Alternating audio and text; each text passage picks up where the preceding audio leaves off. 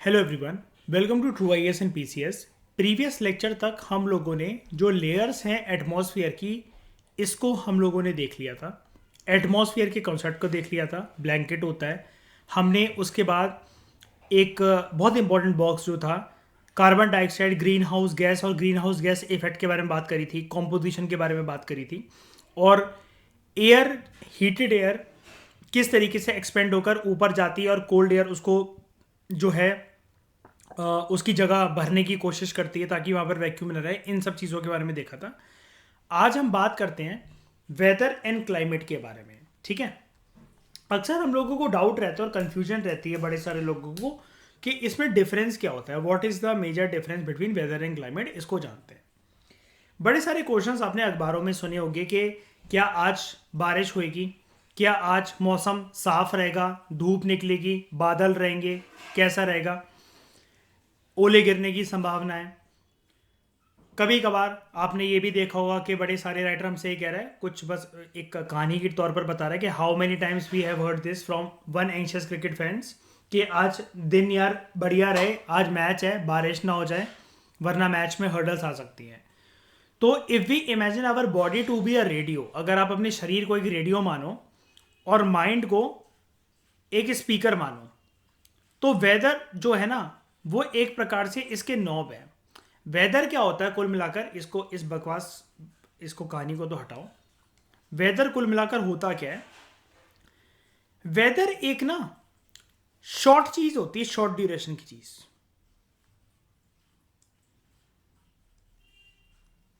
Weather एक short duration की चीज होती है और वो शॉर्ट इतनी कि it can be very short also,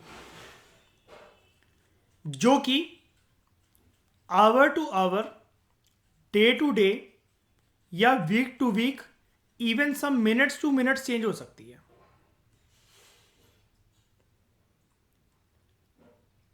ठकराइन, तुम इससे पहले वाले लेक्चर में क्यों नहीं थे? घूमते फिरते चले आते हो क्लास में? अच्छा, ओके। नहीं, अगर फ्री होते हो तो फिर आ जाया करो। चलो ठीक है। कॉलेज का कि ये यूपीएससी वाला? अच्छा, चलो कोई नहीं। तो विल इट बी ब्राइट और सनी टुडे, और ये सॉरी, अगर हाँ इस तरीके की खबरें आ रही कि विल इट बी ब्राइट और सनी टुडे, तो अगर हम बात कर रहे हैं कि आज मौसम कैसा रहेगा, आज बादल होंगे कि नहीं होंगे, तो हम लोग डे टू डे की बात कर रहे हैं। यानी कि वेदर एक ना एक ऐसी चीज होती है जो कि एक बहुत शॉर्ट ड्यूरेशन के लिए होती है। It can vary from hour to hour, day to day condition. अब इसको डिफाइन कैसे करते हैं हम लोग? जब एक शॉर्ट ड्यूरेशन में एटमॉस्फेरिक कंडीशन रहती हैं जो कि मिनट मिनट में, घंटों घंटों में, दिन दिन में या मैक्सिमम हफ्ते हफ्ते के अंदर अगर बदल सके, तो वो होता है एटमॉस्फेयर उस जगह का। और अल्टीमेटली उस जगह का जो एटमॉस्फेयर जो घंटों घंटों तक, मिनट मिनट तक, दिन दिन तक बदलता है, अल्टीमेटली यही जाकर बनता है और वो उस जगह का कहलाता है वेदर। वो उस जगह का कहलाता है वेदर। अब मुझे एक बात बताओ, हम लोग पहाड़ों पे नहीं रहते हैं अरुणा, लेकिन क्या दिल्ली में ओले नहीं गिरते हर साल? ओले गिरते हैं कि नहीं गिरते हैं बताओ? बारिश होती है हम लोगों के कि नहीं होती है? गर्मी बहुत ज्यादा पड़ती है कि नहीं पड़ती है? ये सारी चीजें हम देखते हैं। कभी कभार ऐसा भी होता है कि यार बादल काले हैं, मौसम बहुत ठंडा है, सब कुछ बढ़िया है, लेकिन फिर भी बारिश नहीं हो रही है। और कभी कभार ठिठुरती हुई ठंड चल रही है, उसमें भी बारिश हो रही है, जो वर्स्ट एटमॉस्फेरिक कंडीशंस होती हैं साल की। लेकिन ये जो चीज है, ये क्या है? This is the weather and it varies from hour to hour, day to day condition of the atmosphere. एक हॉट और ह्यूमड वेदर जो होता है वो एक पर्सन को इरिटेबल बना सकता है। एक प्लेजेंट हवा चलने वाला वेदर अच्छा सा एक चीयरफुल बना सकता है और एक बंदी के साथ बाहर जाने वाला मौसम बन सकता है, जिसमें बंदा एक हाथ से गाड़ी चला रहा है, दूसरे हाथ से बंदी का हाथ पकड़ा हुआ है। Weather can change dramatically from day to day, hour to hour, week to week. अब ध्यान से सुनना मेरी बात, क्लाइमेट क्या होता है। और अक्सर हम लोग ध्यान से एक और बात भी सुन लेना इसके साथ ही, जब भी हम लोग एनवायरनमेंट का कोई मुद्दा या ज्योग्राफी का कोई मुद्दा पढ़ते हैं और आप अपनी चैप्टर्स देखोगे जैसे पीएमएफआईएस में, तो उसमें आप एक चीज पाओगे, हम कभी भी वेदर चेंज के ऊपर फोकस नहीं करते यूएन वगैरह की कॉन्फ्रेंस में जाकर, या फिर जब भी एक कंट्री किसी इंटरनेशनल प्लेटफॉर्म पे जाती है, हम लोग वेदर चेंज नहीं, क्लाइमेट चेंज के ऊपर फोकस करते हैं। एनवायरमेंटलिस्ट का मेन मुद्दा वेदर चेंज नहीं होता है, क्लाइमेट चेंज होता है। तो भैया वेदर चेंज तो मैंने कभी सुना भी नहीं है, आप ये कहोगे। तो ये क्लाइमेट चेंज क्या होता है, और इसके पीछे जो जोग्राफर्स हैं, इन्वायरमेंटलिस्ट हैं, ये क्यों ज्यादा अपनी चिंता व्यक्त करते हैं? Why not weather change, why only climate change, क्यों? सबसे पहले हमें क्लाइमेट का मतलब जानना पड़ेगा। वेदर तो ड्रामेटिकली दिन से दिन तक चेंज हो सकता है। आज हो सकता है बहुत बारिश हो, कल एकदम से इतनी तेज धूप निकल आए, ऐसे ही तो होता है। आप छत पर कोई कपड़े सुखाने गए हो, बारिश आ गई एकदम से, 2 घंटे बाद ही धूप निकल आई। लेकिन जब एक जगह की वेदर कंडीशंस वहां पर लंबे समय तक टिकी रहती हैं, वो उस जगह का क्लाइमेट बन जाता है। यानी कि क्लाइमेट को हम कैसे डिफाइन कर सकते हैं? Average weather conditions, average weather conditions जो कि एक पर्टिकुलर जगह की पहचान और निशानी बन जाती है, वो उस जगह का बन जाता है क्लाइमेट। अब आप कहोगे ये जो एवरेज शब्द आप इस्तेमाल कर रहे हो, तो इसकी ड्यूरेशन कितनी, कितने साल तक वो वेदर कंडीशंस वहां पर होनी चाहिए? तो देखो, अलग अलग बुक्स ना अलग अलग चीजें आपको बताती हैं। शंकर आईएएस में आप देखोगे कुछ और, इंटरनेट पे देखोगे कुछ और, पीएमएफआईएस में देखोगे कुछ और 9th क्लास की ज्योग्राफी है तमिलनाडु की ज्योग्राफीज में देखोगे तो कुछ और मिलेगा।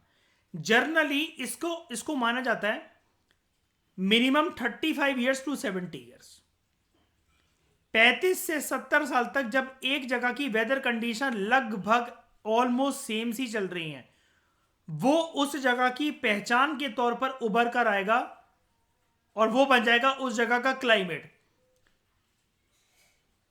ठीक है? वेदर फोरकास्ट आप डेली सुनते होगे कि आज वेदर कैसा रहने वाला है, आज बारिश गिरने की संभावना है क्या नहीं है। Climate change forecast long time पे होता है। जैसे क्लाइमेट चेंज में एक बात ये चलती है, आपने सुना होगा, आप अक्सर जो बुक्स होगी, स्टैटिक नोट्स आपने बना रखे होंगे किसी चीज के जो हमें कोशिश करनी है 2% से ज्यादा तापमान, हमें ग्लोबल वार्मिंग उससे ज्यादा होने नहीं देनी है एवरेज अर्थ की, वरना इंसानों का जीना आने वाले डिकेड में, आने वाले सालों में बहुत मुश्किल हो जाएगा पृथ्वी के ऊपर। ये क्या है जो हम कोशिश कर रहे हैं लॉन्ग टाइम में होल्ड करने की? क्लाइमेट चेंज के बारे में बात करना। और क्लाइमेट क्या है? Long term weather conditions. अब एक जगह का क्लाइमेट ना लॉन्ग टर्म वेदर कंडीशन से उसकी पहचान बन जाता है। मैं अगर कश्मीर बोलूं, कैसा है कश्मीर का मौसम, बताओ क्लाइमेट उधर कैसा है? क्लाइमेटिक कंडीशंस कैसी है कश्मीर की? कश्मीर का नाम जब मैं बोलता हूं दिमाग में क्या आता है? बरसात, गर्मी, सर्दी, बर्फ, क्या? हाँ, वहां का वेदर कोल्ड है, लेकिन ऐसा है क्या? वहां उसकी क्लाइमेटिक कंडीशन ये है कि साल में ज्यादातर उधर ठंडी रहती है, लेकिन ऐसा है कि वहां कभी बारिश नहीं होती होगी या कभी धूप नहीं निकलती वहां पर? ऐसा तो नहीं है, नहीं है ना? कन्या कन्याकुमारी कैसा दिखता है आपको? रेनी, कोल्ड, हॉट, क्या?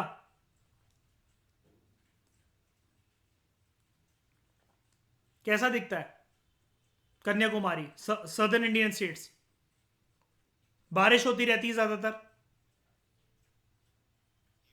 हॉट एंड ह्यूमिड है, लेकिन कोस्टल एरिया। लेकिन ऐसा है क्या कि बिल्कुल भी उधर भी कभी धूप ना निकले या सूखा पड़ा रहे, या बारिश एक भी दिन ऐसा है ही नहीं कि होना रुक ही नहीं रही है?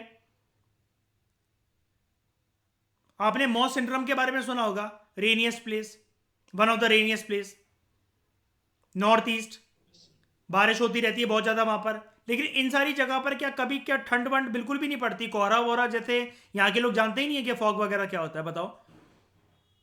वेदर कंडीशंस उधर भी होती हैं, मतलब अलग अलग वेदर कंडीशंस, महीनों महीनों के हिसाब से, दिन दिन के हिसाब से। किसी किसी दिन में भी। लेकिन इनकी लॉन्ग टर्म आइडेंटिटी एक अलग है ना, कि कश्मीर ठंडा, सदर्न इंडियन स्टेट बारिश होती रहेगी, नॉर्थ ईस्ट स्टेट में भी बारिश होती रहेगी। आप Malwa plateau, central highlands, Madhya Pradesh वगैरह यहां पर अगर आ जाओ तो आपको गर्मी, hot and humid conditions, hot conditions generally, dry weather, cold and dry weather आपको पहाड़ों पे, मुंबई महाराष्ट्र, ह्यूमिडिटी समुद्र के आसपास, गोवा, मुंबई में कितनी ह्यूमिडिटी रहती है। अब ये उधर की लॉन्ग टर्म वेदर कंडीशंस हैं, तो वो है उधर का क्लाइमेट। तो आप समझ गए सिंपल से इसके डिफरेंस अभी आप यहां सीख जाओ। इसके बारे में डिटेल्ड एस्पेक्ट में इनके 6 डिफरेंसेस या 9 डिफरेंसेस हम लोग बात करेंगे। तमिलनाडु को एक बार आने दो इसी चैप्टर को, फिर हम वहां देखेंगे। एक छोटा सा फैक्ट लिखा हुआ है यहाँ पे कि you will be surprise to know, sun की जितनी एनर्जी है ना, अगर सन की एनर्जी है 1, 10, 100,000, 10,000, लाख, 10 लाख, करोड़, 10 करोड़ और अरब, अगर 2 अरब पार्ट्स हैं सन की एनर्जी के, तो अर्थ उसका सिर्फ एक रिसीव करता है। सोचो जरा, और तब इतनी गर्मी है अर्थ पे। तो सन कितना गर्म होगा ये अनुमान लगाने के लिए आपको बताया हुआ है। अब बात करते हैं टेम्परेचर की। टेम्परेचर तो एक ऐसी चीज होती है जो कि आप सेकंड सेकंड में फील करते हो। फॉर एग्जाम्पल आजकल थोड़ी सी ठंड बढ़ने लगी है, अक्टूबर एंड में हम लोग अभी हैं 2022 में, थोड़ी सी ठंड बढ़ने लगी है। पंखे में फील होता है कि यार एक या तो पंखा कम कर लो या चद्दर के अलावा कुछ और ओढ़ लो, ठीक है। लेकिन अब बड़े टाइम तक, फॉर एग्जाम्पल आप शाम के टाइम पे बैठे और आपने पंखा नहीं चला, तो हो सकता है आपको गर्मी भी लगने लगे, आपको फुल पहनने का मन करे, या आप हो सकता है टी शर्ट में अगर वो पहने हुए तो आपके गूजबम्स खड़े हो जाए, रोंगटे खड़े हो जाए आपके ठंड के मारे हल्के से। बहुत जल्दी अगर आप आज के दिनों में उठ रहे हो तो आप हो सकता है ठंडे पानी से ना नहा पाओ, आपको हल्का फुल्का गीजर का, हल्का सा मतलब गीजर का पानी मिक्स करना पड़े। टेम्परेचर मतलब सेकंड सेकंड, मिनट मिनट में बदल सकता है, आसपास के वातावरण का भी और आपकी बॉडी का भी, उसके हिसाब से आपको फील होता है। तो temperature is something that you feel every day. Every day वो जो आप फील करते हो वो एक्चुअली एटमॉस्फेयर का टेम्परेचर होता है। टेम्परेचर की स्पेलिंग गलत लिखी हुई है, थोड़ी सी लिख लेना उसको। टेम्परेचर को डिफाइन कैसे करते हैं? हवा में कितनी गर्माहट या कितनी ठंड है, द डिग्री ऑफ हॉटनेस और coldness of the air is known as temperature. यही तो है ना कि पंखा धीमा कर दो ठंड लग रही है, एसी कम कर दो, एसी बढ़ा दो ठंड लग रही है, एसी का टेम्परेचर कम कर दो गर्मी लग रही है। ये जो एयर होती है इसकी हॉटनेस और कोल्डनेस की वजह से जो चीज पैदा होती है, that is temperature and that is known as temperature. जो टेम्परेचर होता है एटमॉस्फेयर का, it not only changes between day and night but also from season to season. Kind of गर्मियों में ऐसा नहीं होता कि जब गर्मियां चल रही हैं तो एक भी दिन आपको मतलब कुछ अच्छा सा महसूस नहीं होगा बाहर, कि एक भी दिन ठंडी हवाएं नहीं चलेंगी या बारिश नहीं होगी, ऐसा नहीं होता। लेकिन जनरली समर्स के अंदर जो टेम्परेचर होता है वो तो हॉट एंड ह्यूमिड होता है, और विंटर्स के अंदर ड्राई एंड कोल्ड होता है। और ये नॉर्मल सी बात लिखी हुई है, summers are hotter than winters. Temperature एक इंपॉर्टेंट फैक्टर जो इन्फ्लुएंस करता है कि टेम्परेचर किस तरीके से डिस्ट्रीब्यूट होगा, वो होता है इंसोलेशन। और इंसोलेशन के बारे में कल हम बहुत अच्छे तरीके से बात कर चुके हैं बेसिक लेवल पर। इनकमिंग सोलर एनर्जी जो अर्थ पर आती है, याद है ना, जो गिफ्ट फ्री के चले आते हैं अर्थ पर, सन की रेज वगैरह, दैट इज इंसोलेशन। और अमाउंट ऑफ इंसोलेशन ना डिक्रीज होती रहती है टुवर्ड्स द पोल्स। इसको हम सोलर सिस्टम में बेसिक तरीके से जान चुके हैं, इसको हम प्रूव कर लेते हैं एक बार के लिए यहां पर। ये अर्थ, इसको यहां पर देख लेते हैं, ये हमारा अर्थ है, ठीक है, ये अर्थ है। अब यहां पर जो वो कह रहा है जो इंसोलेशन है, यानी कि इनकमिंग सोलर एनर्जी और रेडिएशन फ्रॉम द सन, वो डिक्रीज होती रहती है from equator towards the poles. तो हम बना लेते हैं पहले ये हमारा 0 डिग्री इक्वेटर और ये हमारा नॉर्थ पोल।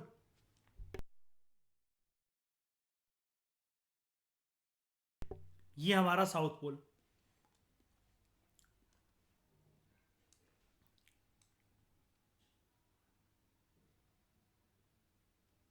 इधर है सूरज,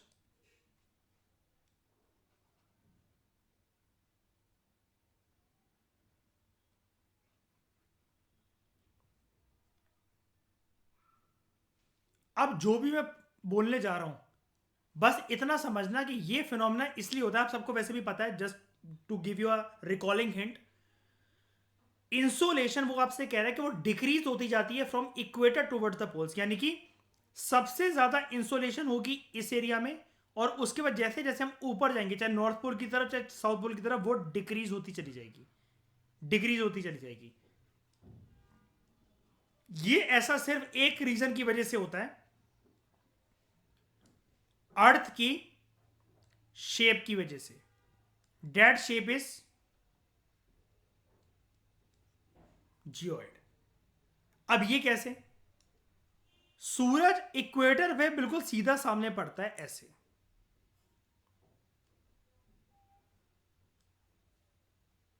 ट्रॉपिकल रीजन में, यानी कि ट्रॉपिक ऑफ कैंसर से लेकर ट्रॉपिक ऑफ कैप्रिकॉन तक सूरज की किरणें बिल्कुल ऐसी सीधी पड़ती हैं, सबसे ज्यादा यहां रहती है। ये मैंने ट्रॉपिकल रीजन बना दिया। क्यों? स्ट्राइकिंगली बिल्कुल सामने आ रही होती हैं।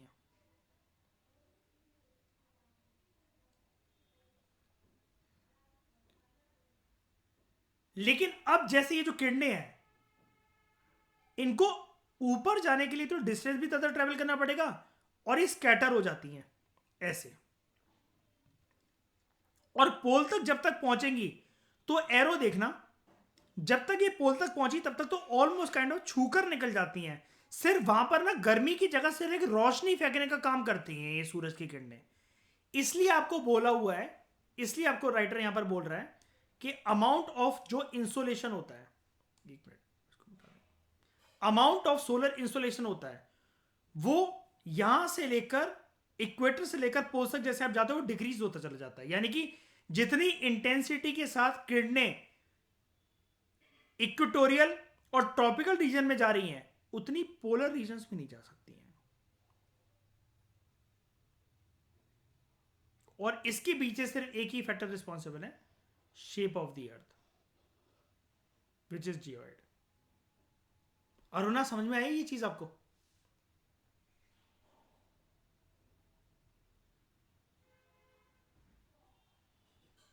है? सबको समझ में आया ये वाली चीज? अरुणा, समझ में आया? ईशा, ठकुराइन, तुम्हें भी?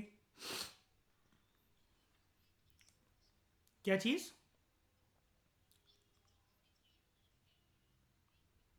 टिल्टेड को तो छोड़ो, जो चीज जियोइड में है, जैसे अब यार अब एक बात बताओ ना, ये चीज तो सबने देख रखी है, ये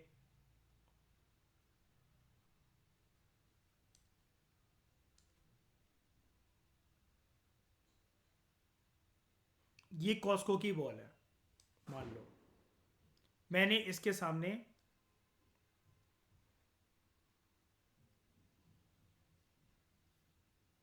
एक ये टॉर्च रखी, जितनी लाइट बिल्कुल इसके बिल्कुल यहां पर सामने जा पाएगी उतनी यहां नहीं जा सकती ना, यहां से स्कैटर होगी। जितनी लाइट इसके बिल्कुल सामने जा सकती है, ये उतनी यहां नहीं जा सकती, स्कैटर हो जाएगी। क्यों? इसके पीछे कोई और चीज, कोई फिजिक्स का फिनोमेना, कोई भी रिस्पॉन्सिबल वो नहीं है, सिर्फ शेप इस चीज की, इसकी शेप, बस ये चीज रिस्पॉन्सिबल है। किसकी शेप जो है, डेट इज स्फेरिकल। अर्थ की शेप को वैसे से एक स्पेशल नाम दिया जाता है, जियोइड। ये वाली बात सबको समझ में आई? पहले बताओ,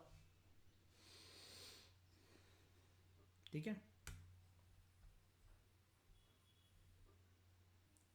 कुछ इंस्ट्रूमेंट्स के नाम देख लेते हैं। थर्मोमीटर, ये टेम्परेचर को मेजर करता है। इस तरीके के क्वेश्चन आपको एसएससी,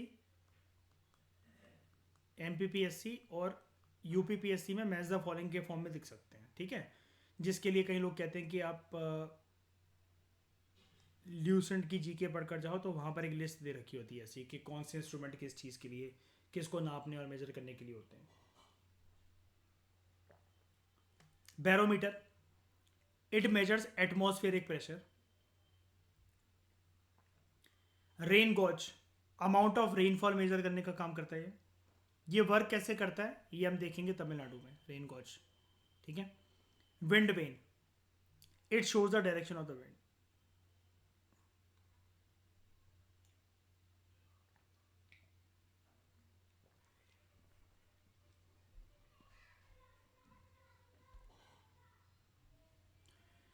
तो ये जो अमाउंट ऑफ इंसोलेशन है ये डिक्रीज होता रहता है from the equator towards the poles. यही रीजन होता है देयरफॉर जो टेम्परेचर होता है वो भी डिक्रीज होता चलता है from equator towards the poles. ये चीज भी है कि अगर इंसोलेशन डिक्रीज हो रही है तो टेम्परेचर जो होगा यहां पर हॉट एंड ह्यूमिड कंडीशंस, और टेम्परेचर का डिक्रीज होने का मतलब होता है सर्दियां बढ़ना, है ना, सर्दियां आना. यहां होगी कोल्डनेस और यहां पर भी होगी कोल्डनेस. यानी कि यहां से यहां तक गर्मी और ह्यूमिडिटी कम होती रहेगी, यहां से यहां तक गर्मी और ह्यूमिडिटी कम होती रहेगी. और ये चीज जनरली आपको देखने को मिलती है. ये जो लेयर है ये, this is a layer of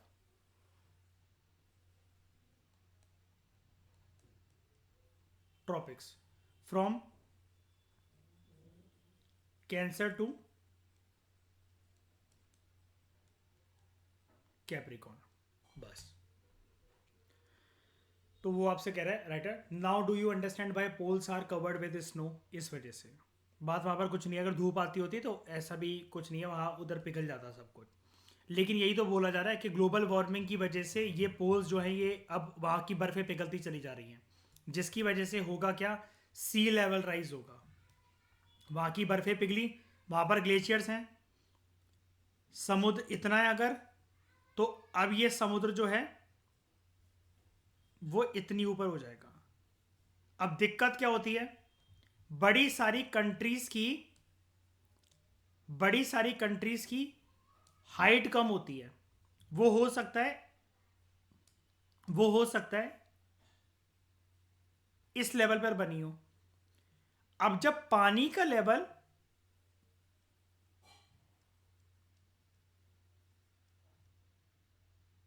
इतना हो जाएगा, अभी सिनेरियो चल रहा है, this is the current scenario, this is the future scenario. जब पानी का लेवल इतना हो जाएगा तो बड़ी सारी कंट्रीज, स्पेशली आइलैंड नेशंस वो हो जाएंगे सबमर्ज. उनके लोग फिर किसी ना किसी कंट्री में असाइलम लेने जाएंगे. लोकल लोग उस कंट्री के उनको एक्सेप्ट ना करें. जैसे फॉर एग्जांपल बांग्लादेशी रेफ्यूजीज जब आए थे, असम के लोगों को आज भी नफरत है कि लोकल जॉब्स वगैरह छिन जाती हैं और वो कर जाती है, वो कम पैसों में काम करने के लिए मान जाती हैं, जिसकी वजह से यही बनेगी एक फ्यूचर की रेफ्यूजी दिक्कत. Ultimately it can get converted into war. और इस चीज की वजह से अर्थ पर होगा स्पेस क्रंच, रहने की जगह कम. और अब ऐसा तो है नहीं कि जो रिफ्यूजी बनकर जा रहा है या जिसकी आइलैंड वो डूब गया तो उसका कभी सेक्स करने का मन नहीं करेगा. सेक्स तो फिर भी चलता रहेगा और बच्चे पैदा होते रहेंगे. और स्पेस क्रंच वो है तो पता चला इंडियन ओशन में सेक्स चल रहा है. तो ये सब चीज़ें भी हैं. इफ अर्थ का टेम्परेचर राइजेस टू हाई तो ये बहुत ज़्यादा गर्म हो जाएगा for some crops to grow. Temperature जो होता है सिटीज़ के अंदर is much higher than that of villages. अब इसके पीछे रिस्पॉन्सिबल ये चीज़ होती है कि शहरों में जो घरों में जो काइंड ऑफ जो पत्थर, गिट्टियां, डांबा टाइप जो ये सब चीज़ें यूज़ होती हैं सड़कों वगैरह पे, और लोहे की रॉड, मेटल वगैरह, बिल्डिंगों में जो सरिये महंगे महंगे जो डल रखे होते हैं, और जो रोड बनाई जाती है डांबर से एसफाल्ट डाल डालकर, ये डे टाइम पर बहुत हीट हो जाती है। इसलिए आप कभी ना जून जुलाई के महीने में दिल्ली में रात को कभी वॉक पर निकलो तो आपको ऐसा लगेगा कि तप रही है आपकी छत या फिर आपकी जो रोड है वो, उसमें से कोई भाप सी निकल रही है। ये हीट नाइट टाइम में रिलीज होती है। इसलिए वहां पर ना अर्बन एरियाज में एक आपको फिनोमेना देखने को मिलता है जिसको हम लोग कहते हैं हीट ट्रैप। और हीट ट्रैप की वजह से जो ये शहर है, 2014-15 में करंट अफेयर ये आया था, बहुत इसके ऊपर चलता था बात। और 15 में मेंस के ऊपर यूपीएससी ने क्वेश्चन पूछ भी लिया था कि मुंबई और कोलकाता में इतनी गर्मी क्यों नहीं होती है, दिल्ली में इतना पॉल्यूशन और गर्मी क्यों होती है, मतलब ऐसा कुछ करके पूछा था उसने। लेकिन मैं आपको एक चीज़ और बताता हूँ यहाँ पर, इसी की वजह से एक कंसेप्ट इमर्ज होकर आता है,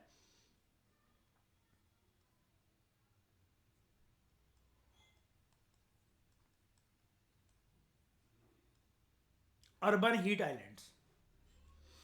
अर्बन हीट आइलैंड्स का एक कंसेप्ट होता है, ये इमर्ज होकर आता है। फ्यूचर में देखेंगे इसको कभी। होता इन्हीं की वजह से ही है, ये जो घरों में जो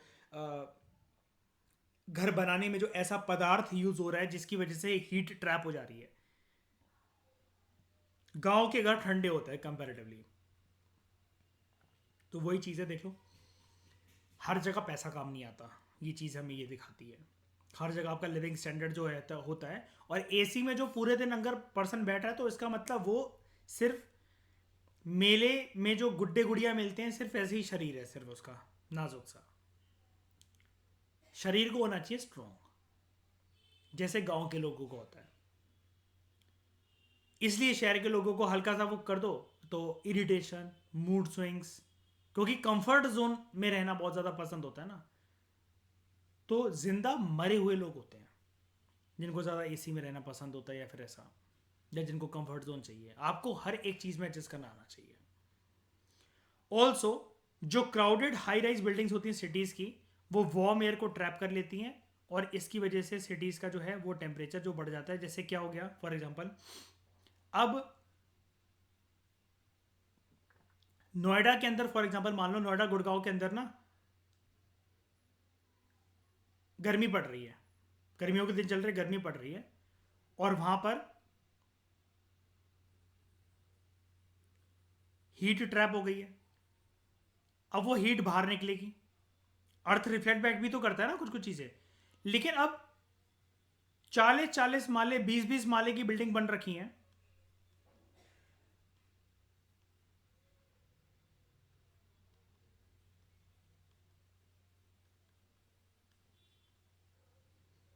एक तो इनके अंदर वो वाला फिनोमिना जो मैंने आपको बताया ऊपर, ये कंक्रीट, मेटल और ये लोहे की रॉड वगैरह से जो पूरी बिल्डिंगें बनी हैं।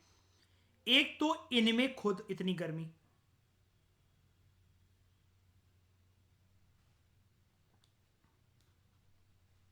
एक तो इनमें खुद इतनी गर्मी,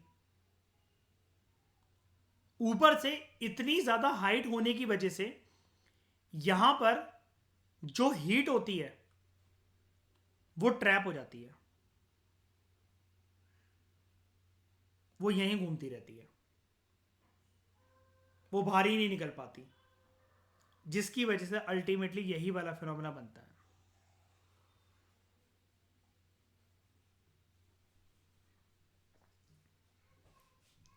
अर्बन हीट आइलैंड। यहां तक बात समझ में आ गई?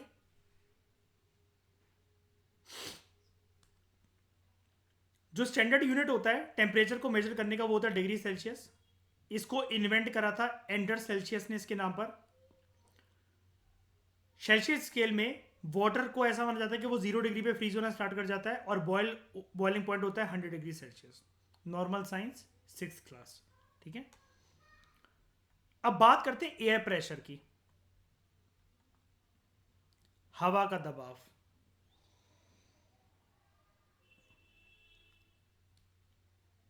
इसको देखते हैं।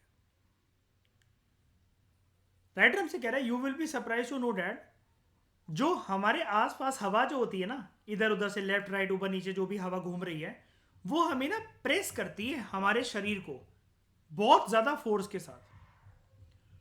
और ये चीज़ हमें कभी कभार फील भी होती है जब हम पहाड़ों वगैरह पे जाते हैं। पहाड़ों वगैरह पे जाते हैं तो क्या होता है, हमारे कान सुन पड़ जाते हैं। कान सुन पड़ जाते हैं ना, जैसे हाइट पे रेस पे वो बढ़ने के बाद उनमें एयर प्रेशर सा फिल हो जाता है, तो हमारे कान जो होते हैं, कहते हैं ना कि कान बंद हो गए मेरे इस एयर प्रेशर की वजह से। हाउएवर ये जो बॉडी पे जो प्रेशर एग्जिस्ट होता है ना, ये फील नहीं होता कभी भी हमें। क्यों?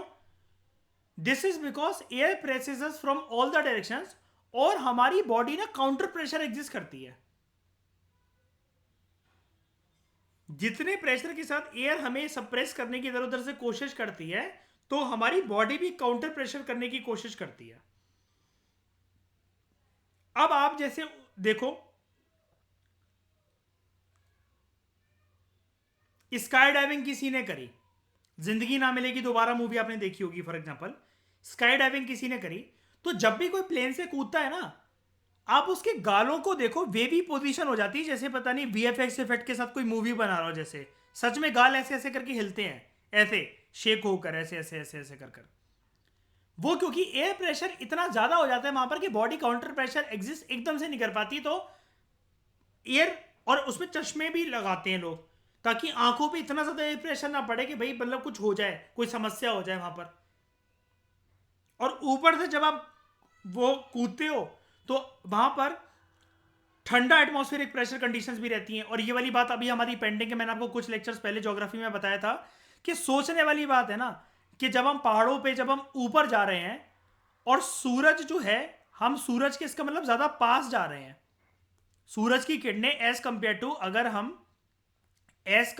अगर हम यहां पर प्लेन रीजन में खड़े हुए हैं, जो कि हम सब प्लेन रीजन में रहते हैं, एज कंपेयर टू अगर हम माउंट एवरेस्ट पे जा रहे हैं, तो प्रैक्टिकली तो साफ दिख रहा है कि सूरज के और ज्यादा नजदीक पहुंच चुके हैं।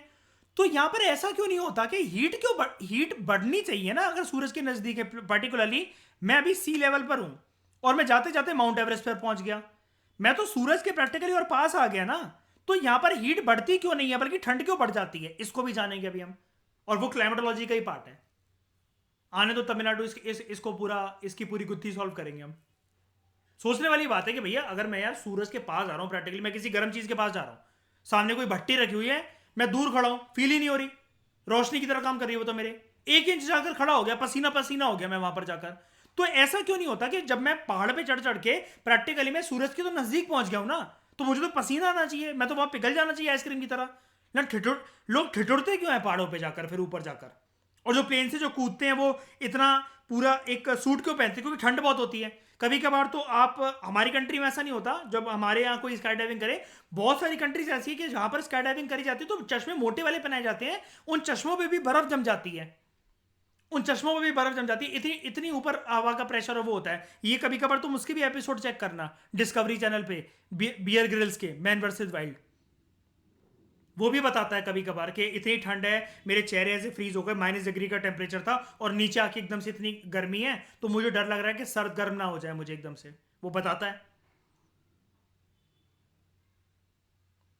एयर प्रेशर को डिफाइन कैसे करते हैं हम लोग? Simple, air pressure is defined as pressure exerted by the weight of the air on the earth surface.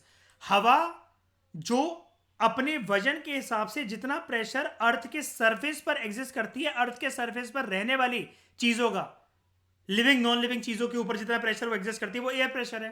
हवा का वजन जो अर्थ पर महसूस करा जा सके। अब जैसे जैसे हम ऊपर बढ़ते जाते हैं, as we go up in the layers of the atmosphere, ये प्रेशर एकदम से फॉल होने लग जाता है। This air pressure falls rapidly.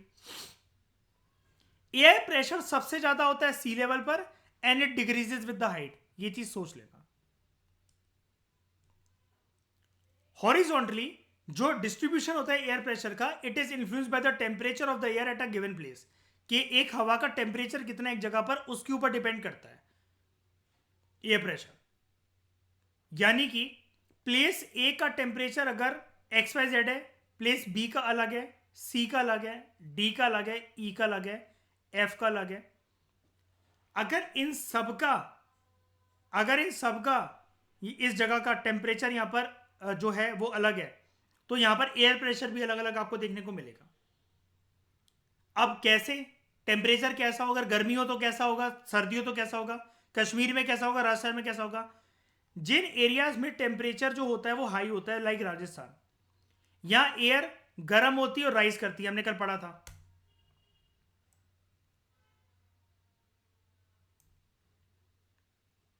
Hot air rises, जब एयर हीट होती है it expands, become lighter and goes up. वापस आओ,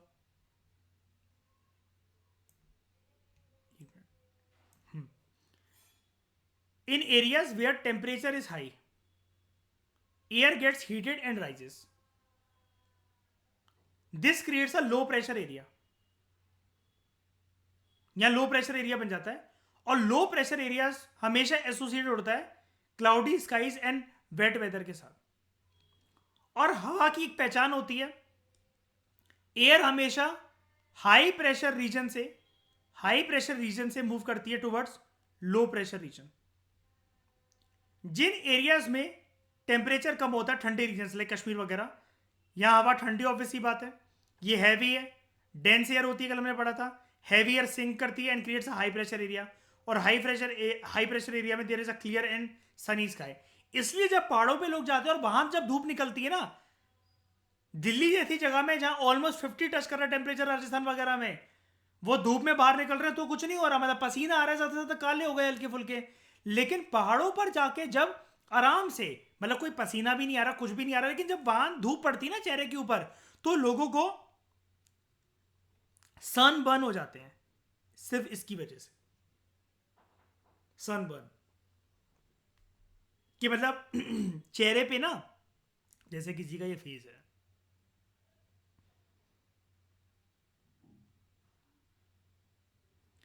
इस जगह पर थोड़ा सा यहां पर काइंड ऑफ पैची पैची सी स्किन हो जाती है, ये कि अलग सा दिखने लग जाता है कि कुछ जैसे खाल सी जल गई हो जैसे, इसकी वजह से।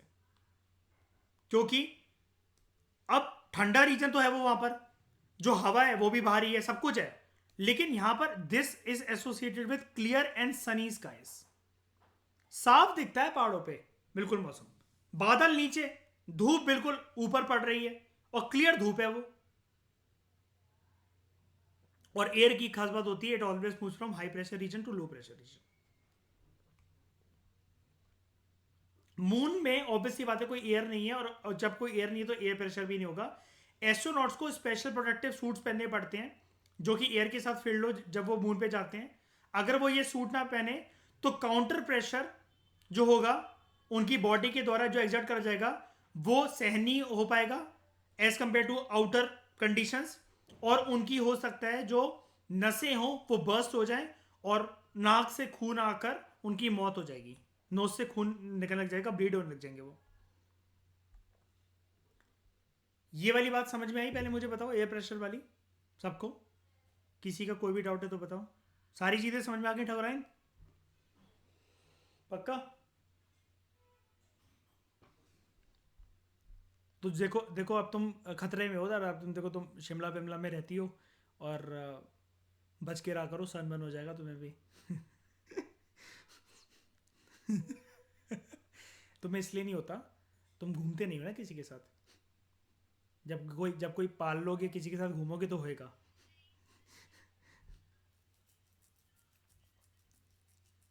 हाँ सही बात है, ये भी बात है।